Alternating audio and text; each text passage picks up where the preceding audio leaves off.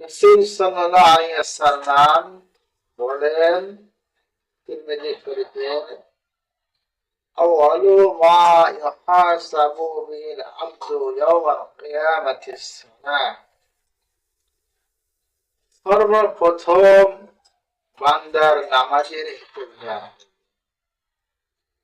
এই হাদিসের মধ্যে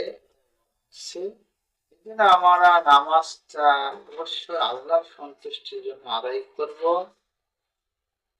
স্থির ভাবে আদায় করব। আল্লাহ রাসূল সাল্লাল্লাহু আলাইহি সাল্লাম অন্য একটি হাদিসে বলেন যে নামাজের মধ্যে চুরি করে দুনিয়ার মধ্যে সবচাইতে নিকৃষ্টতম চোর ওই ব্যক্তি যে নামাজে চুরি করে। রাসূলুল্লাহ সাল্লাল্লাহু আলাইহি সাল্লাম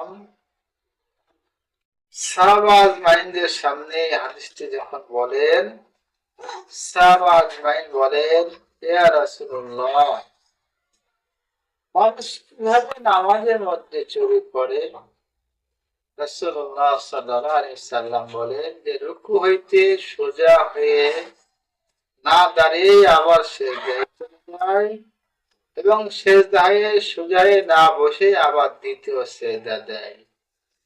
এই ব্যক্তি দুনিয়ার মধ্যে সবচাইতে নিকৃষ্টতম চোর বলে আল্লাহ রাসূল আখ্যায়িত করেছেন। এজন্য নামাজটি আপনাকে স্থির ভাবে আদায় করতে হবে। আল্লাহ